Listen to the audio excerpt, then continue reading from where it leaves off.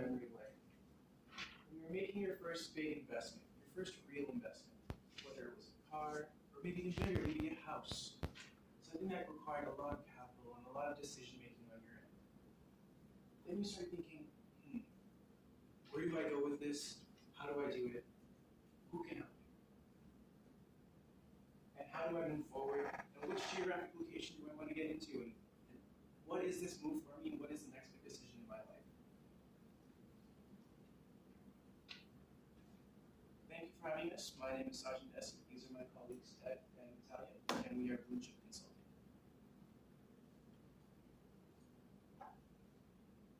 So after analyzing your company, we've noticed that your primary issue is, what is the next big investment for JDC investment funds?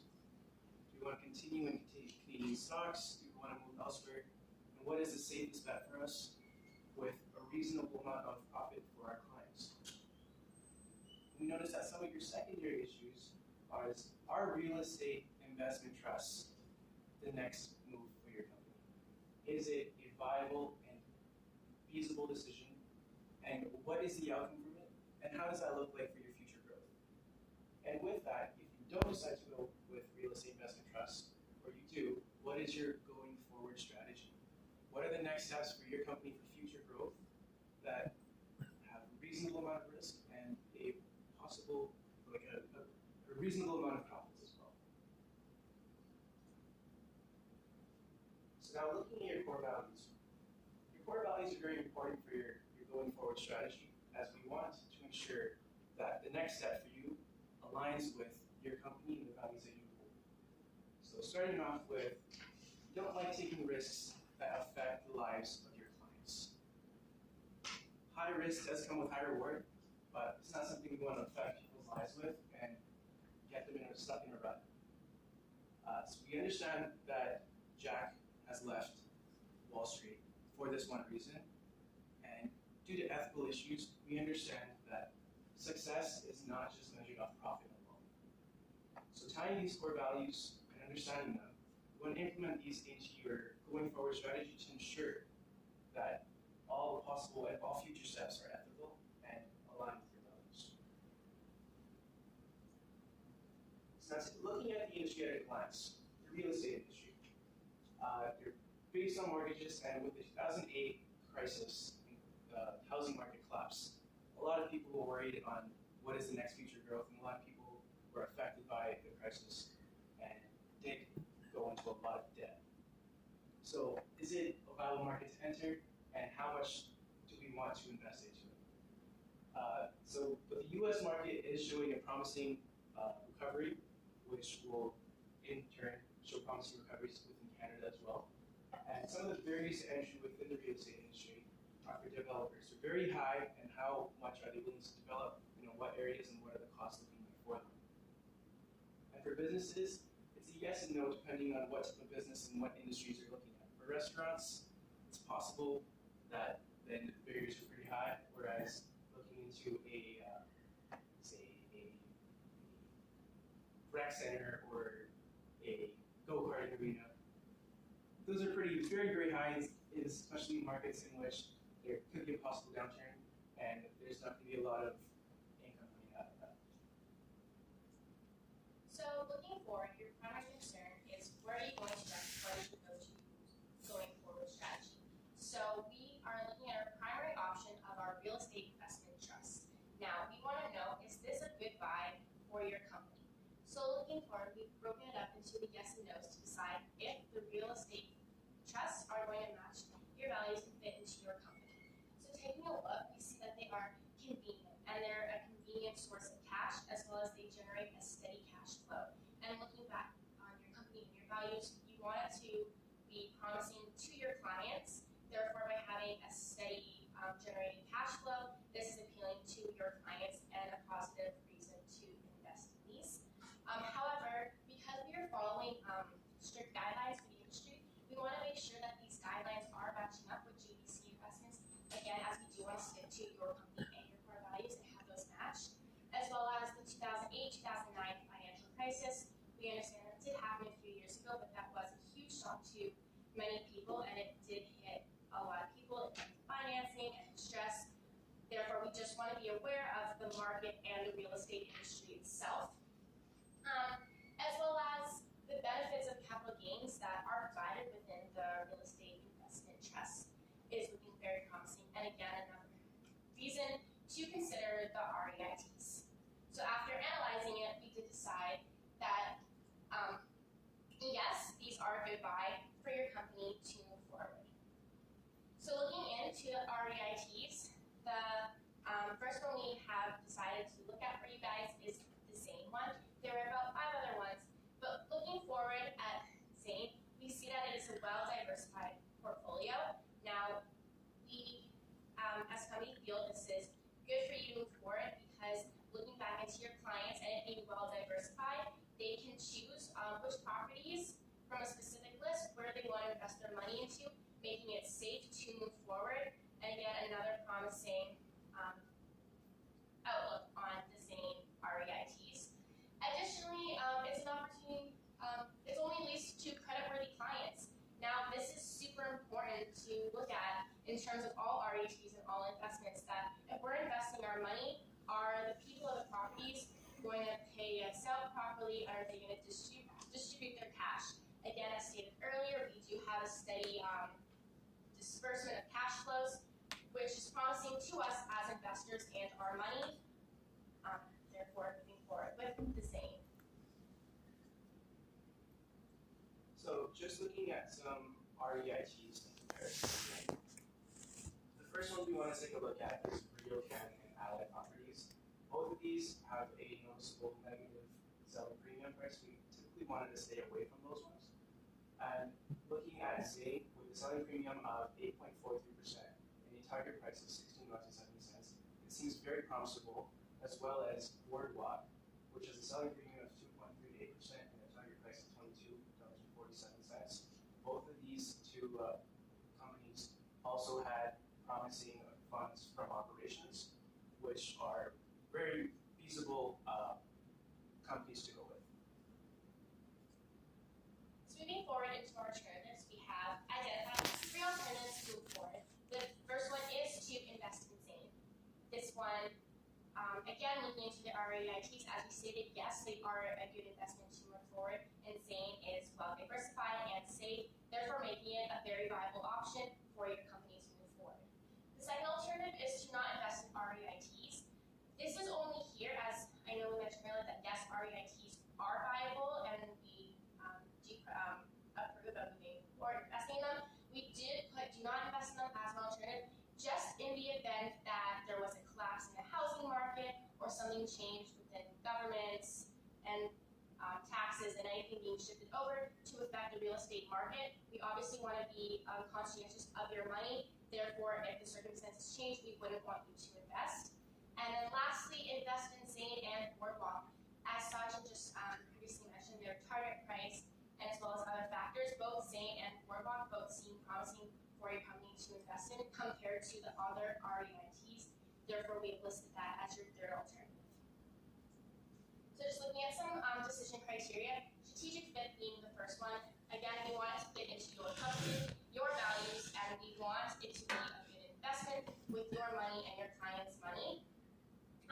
Profitable results. We want to see you be able to find the most profitable investments for your clients. We want them to have proper cash flows coming back to them to make the clients happy, to make you guys happy, and to know that they're putting their investment and their trust into you guys and that this is a promising investment. Secondary, performance. The performance of the REITs, again, they're related to the housing market and the real estate, and watching that market and just being conscientious of your investments and its market. Fourth, diversified portfolio. As mentioned earlier, we want your clients to be able to choose where they're investing their money and where you're investing your clients' money, sorry. Therefore, with the REITs and Zane, it is well diversified. Therefore, it's allowing you to pick from a strategic list of properties to invest the money within the REITs. And lastly, viability is always the decision criteria you want to stick to, because we want your alternative to be the most viable one for you and your clients. So just taking a further analyze, as you can see here, investing in Zane hits all the marks of our decision criteria. criteria. And again, Zane and Boardwalk as well hits majority of our investment criteria. The only reason it's not a strategic fit is because we aren't able to see a strong outlook onto Boardwalk's portfolio. Whereas Zane, you're able to see that as well, diversified, and it has a good payback for your clients. So with further analyzation, we would be able to confirm that with Boardwalk, but both show promising profitable results, performance, and are diversified and are well viable for you. And the do not invest at the moment does not match any of these, just because the market right now in both US and Canada is showing promising results in the real estate market and that it is improving. So our recommendation is to invest in ZIC.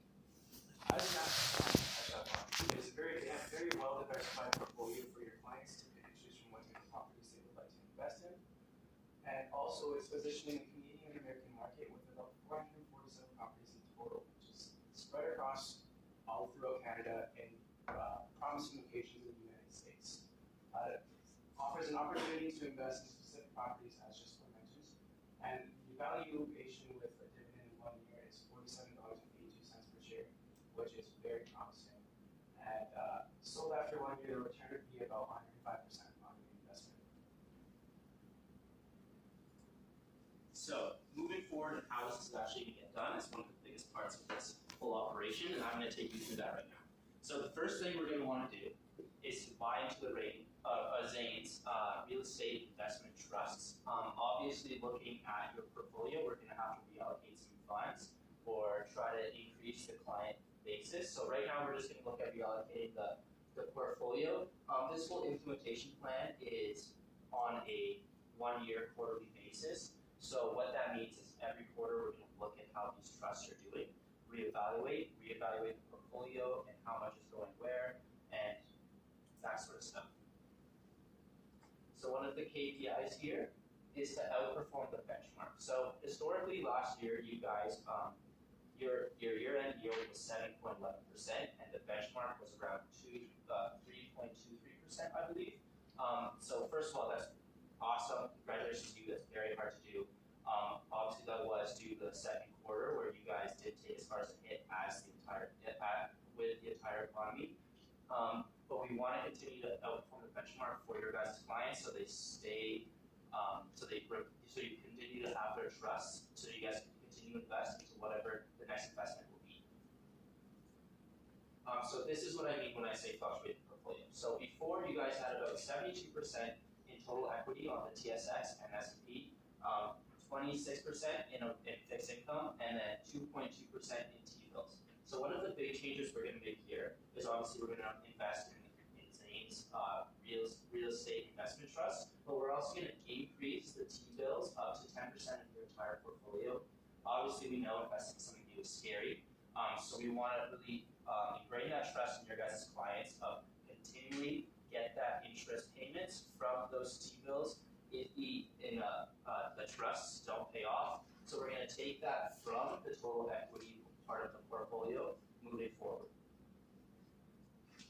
So continuing on with the implementation plan, this is based off of a outlook that the trust will do well. We're going to put more money into them moving forward. We're going to continue to look at that Boardwalk real estate investment trust just because it's multiple on operating our funds from operations was so high, and in this type of investment, that's something to really look forward to because most of the funds come from the income taxes of these properties because they are income-making properties like businesses.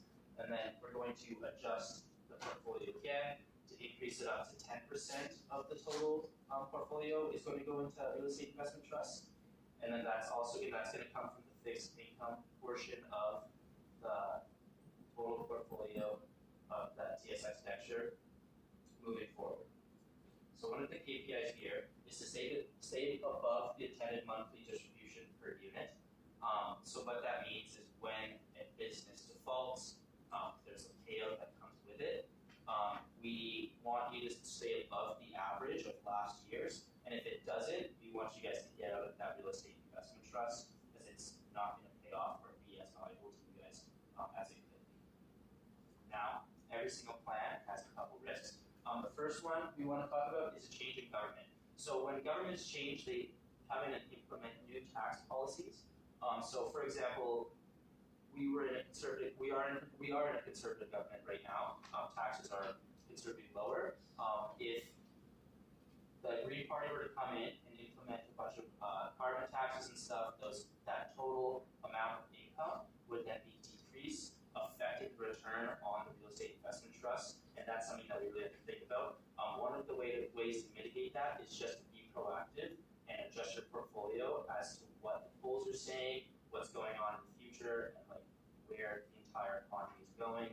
So that way you can kind of predict what's going to happen with the government, and moving forward, maybe get out of the real estate investment trust, we can put more money into it, depending on what's going to happen. So the second risk is poor management in Zane. This is something that's often wildly understated. Right now, Zane has good management. They have good core values that line up with yours. But moving forward in the future, if they start taking on greater risks of companies that are not as credit worthy, this would be a huge risk to your guys' portfolio.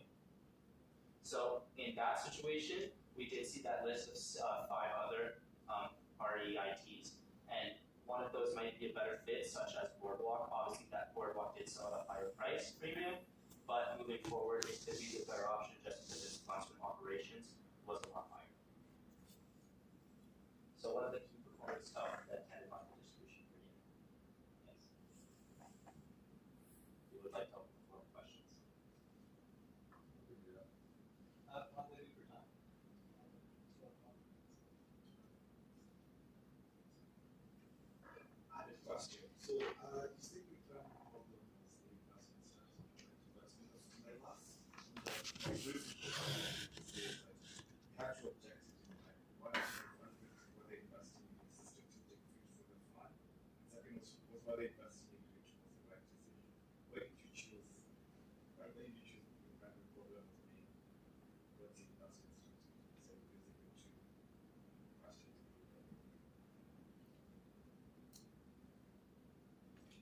Obviously, for any financial advisor, investment banker, any company that wants to make financial moves, they're always looking for like not necessarily the next big thing, but the thing that's going to provide them the most value. And for JUC Investment Fund, it's the thing that gives the value to the clients. So we know that you were on Wall Street. You didn't like that because of the 2008 financial crisis. The banks didn't care. We went forward. All you want to do is provide value to your clients so that they retire, be happy moving forward. So really it's about finding that value in the future, and the question was, where is it, and could that be in the real estate investment trusts? Just mention. And the second question was, what was your target price for Sorry? Target price? We also needed to figure out the target. Yeah, if you just want to put that. I believe it was $60.10. Yeah, it was $60. Yeah. How much what's your assumption? So that was based off of the price to funds from operations ratio, and then that was also then added, the multiples then added back to that ratio, giving us the target price of $60. Yeah, if we fill that.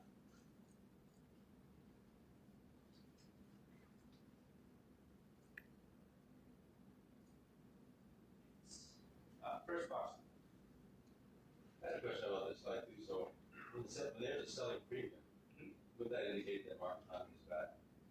So this selling premium is actually based off of the total NAV of the company. So typically how real estate investment trust funds work is that their total net asset valuation comes out to a per unit basis and then sells at a premium to that. So you want to see it sell at a premium because they know that some of these properties are going to default. It's inevitable. It's going to happen. So that's why it sells at a premium. So that's why you're always looking for a larger premium. So that way there's more of a cushion for risk when those properties do default.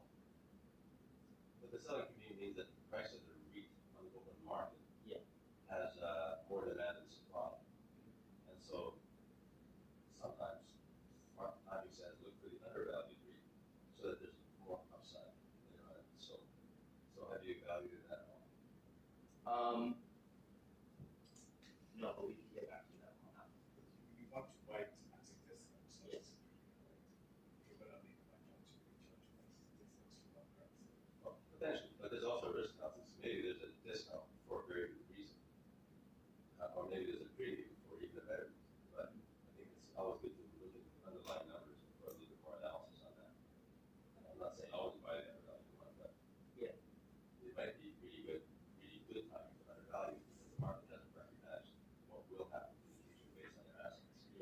pretty much just based on like the undervalue of the assets because some of them won't be with the trust. Maybe that better market, that'd be the only reason why they're overvalued right now. But I think that kind of analysis is really beneficial to us as well. We'll definitely do that. So I left Wall Street because I want to focus on things other than just profit. How did you consider, what are those other things that you think I should focus on, in these allocations?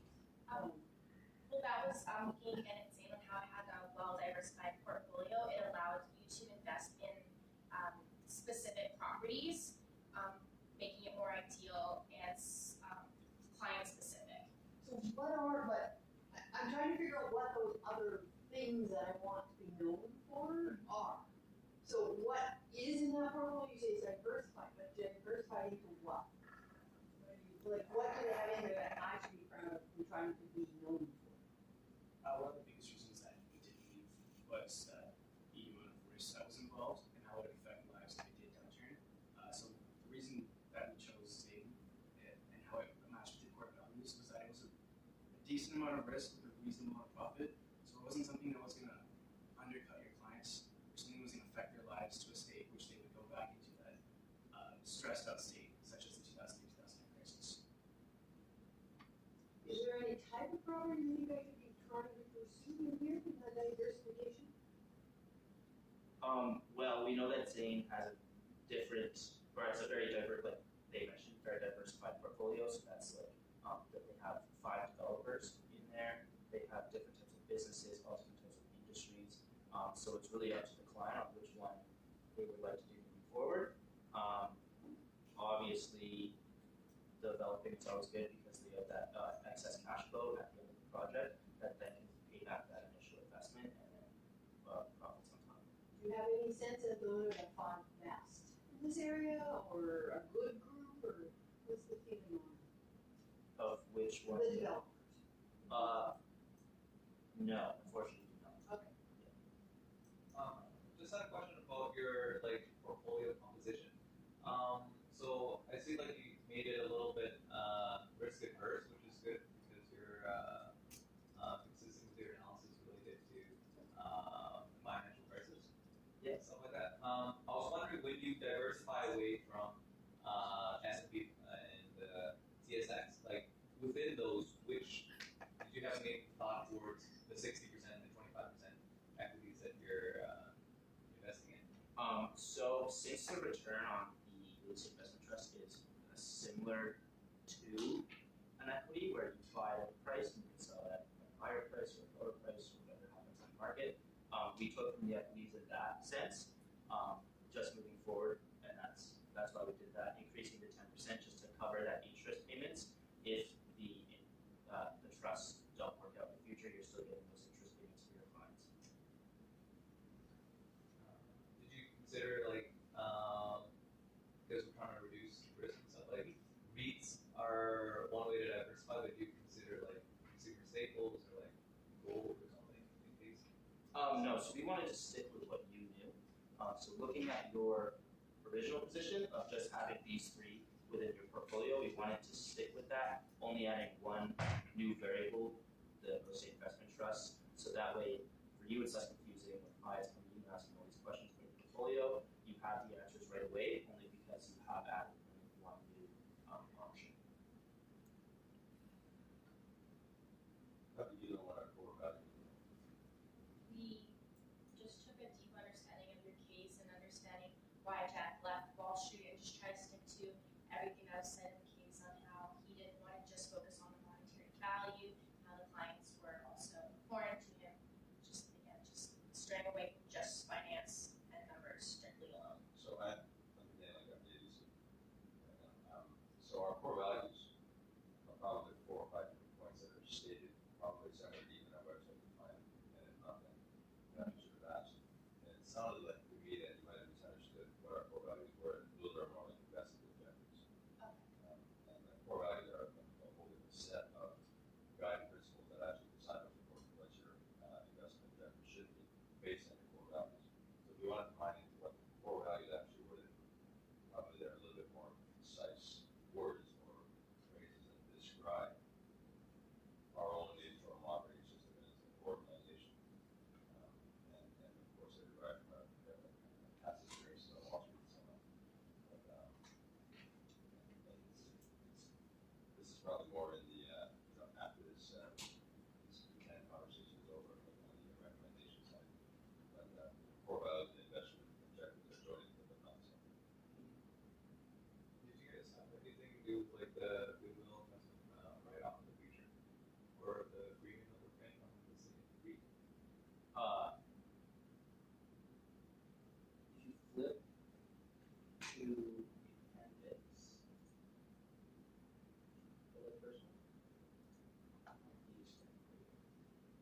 Okay, no, sorry.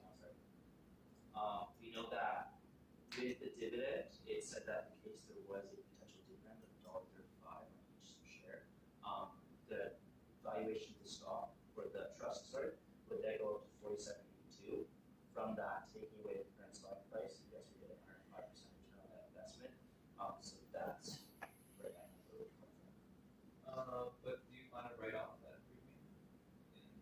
Have you considered that in your future cash flow or? No.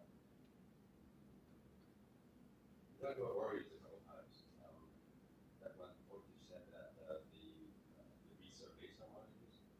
And then in another slide, you mentioned that mortgages was kind of the no section, but didn't really understand what mortgages had to do with anything. So maybe you could build on that a little bit about the information.